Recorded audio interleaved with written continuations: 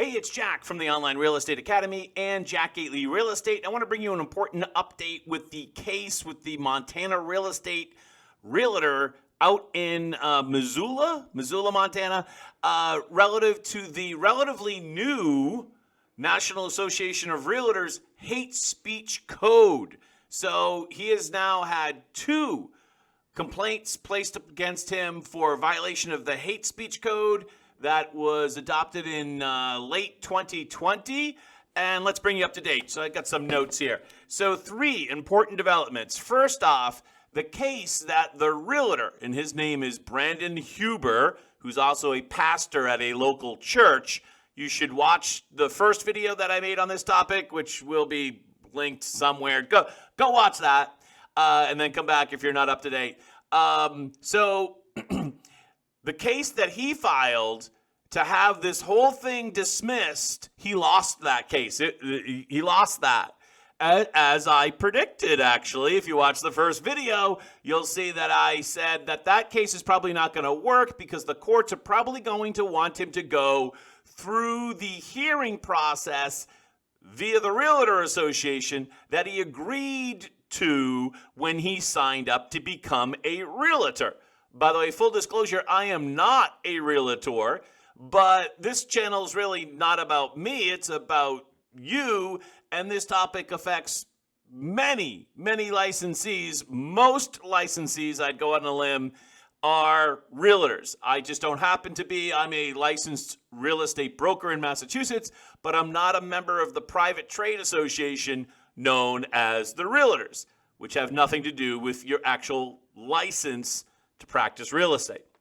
But they do have a lot to do with whether or not you can access the MLS in most part of the country, but not the part of the country that I'm in. All right, enough said about that. So that case was dismissed because he is now going to be required to go through the disciplinary process that he voluntarily committed himself to when he joined the Realtors. 2, after that case was dismissed, I believe literally the next day, a second complaint was filed against him, which we'll get to in a minute, in violation of Standard of Practice 10.5, which is the new anti-hate speech code. And 3, a new hearing date was established for both of these violations, and that'll be July 19th of, that's like 6 or 7 weeks away. All right, so here's my take on this. First, I want to make perfectly clear that I'm not endorsing anything that Realtor Huber has said or endorsing anything that the complainants have said. I don't know these folks. They're in Montana. I'm in Massachusetts. And you don't try to hold me accountable for everything that they've ever said. So, just obviously, or maybe not so obviously these days.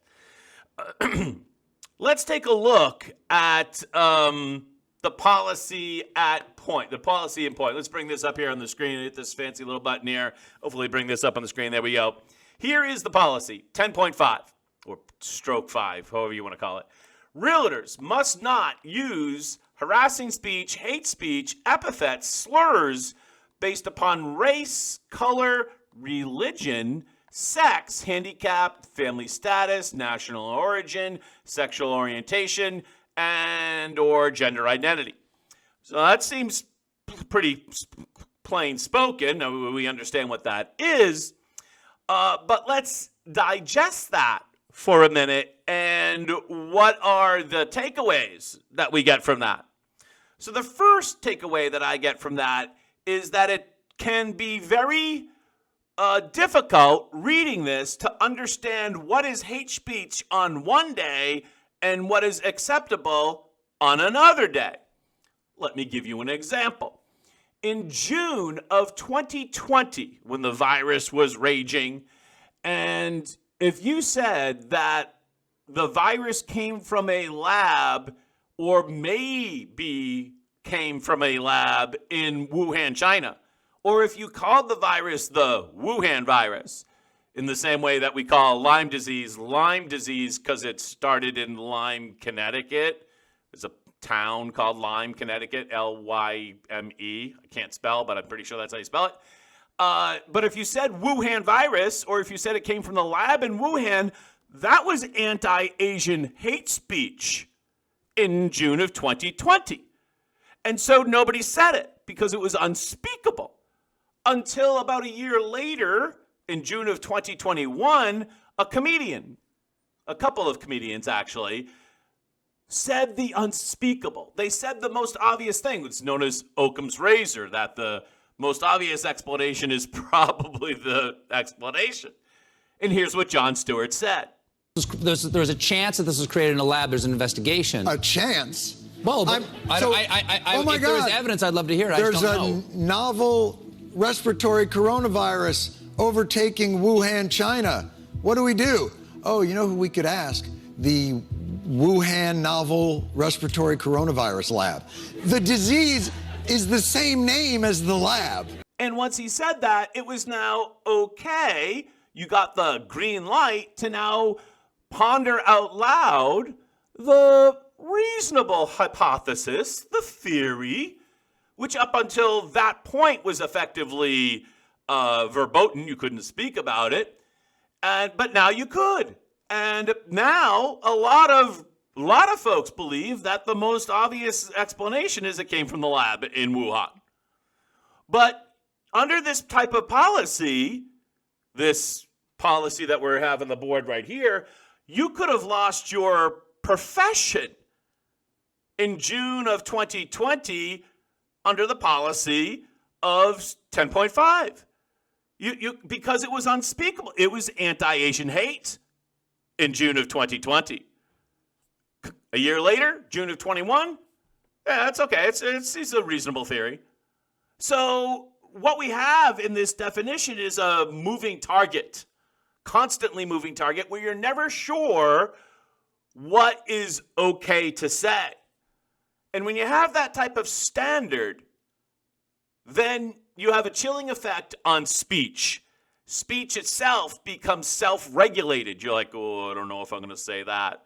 I don't know if I'm going to put on Facebook that I'm voting for this guy or that gal. I probably won't say, I don't want to say that. No. And that's a limitation of your First Amendment rights that you should not surrender, in my opinion, as a realtor, even though I'm not a realtor. This type of thinking, this type of regiment only contributes to effectively an ideologically purity of ideological thought. Let me give you an example. In the French Revolution, you had a bunch of revolutionaries that went out there and they, cut the queen's head off and, they had a revolution. Then came another group of revolutionaries that came along and said, oh, those first revolutionaries, they're not revolutionary enough.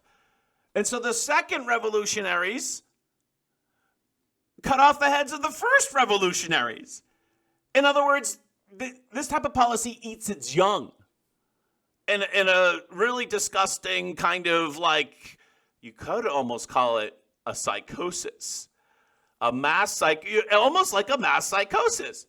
And that's incredibly damaging for the for the body politic, for citizens, for everybody, whether you're a realtor or non-realtor. It's horrific. Third,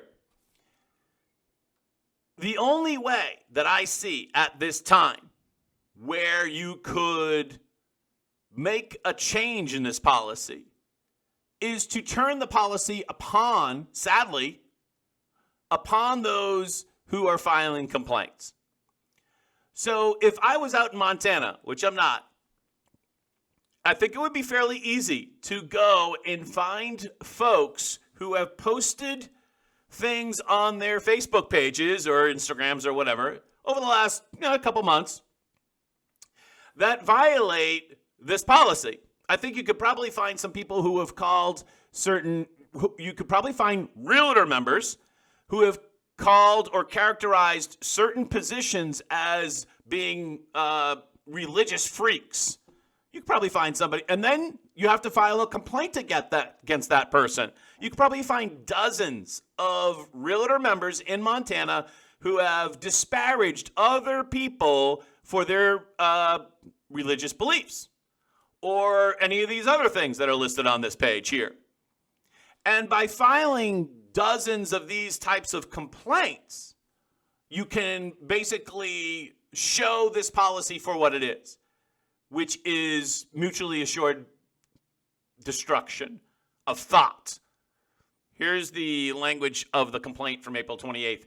This harassing and hateful language makes the complainant feel, both as a LGBTQ plus individual and as a realtor, that I or my clients would not be welcome to do business with Realtor Brandon Huber. It's a feeling. You cannot criminalize feelings because of the reasons we just listed. Now, if this agent went to Brandon Huber and said, I'd like to show your listing, and then Brandon Huber said something like, well, I'm not going to cooperate with you, and you're a polka dotted person, or I don't like who you sleep with, or, you have only one, whatever disparaging remarks, if he actually took action and discriminated against, well, then that's unacceptable. That would be totally a basis for a legitimate complaint. But this complaint is only that the complainant feels offended. And that's like, I feel offended all the time. I'm offended by what other people say. I'm offended by what I say, right? I've had clients that are too conservative for me. I've had clients that are too liberal for me. I've had clients that will sleep with people that I would never sleep with, who would vote for people that I would never vote for. But I don't care. I don't care if they're polka dotted. I don't care if they have one tooth. I don't care. The only thing that I care about is giving my clients what they deserve from a licensee, which is a zealous advocacy for their interests in the real estate transaction. That when they hire me as a real estate broker, they're going to get a great deal on their transaction. That's the only thing that matters. And it doesn't matter whether I like their politics or any of that other stuff. It only matters that they get a good deal. The actions that I take on their behalf. All right, so we're going to keep you up to date. I'm Jack Gately from Jack Gately Real Estate and the Online Real Estate Academy. Talk to you later. Have a great day. Bye-bye. So wait a minute, you work at the Wuhan respiratory coronavirus lab. How did this happen? And they're like, a pangolin kissed a turtle.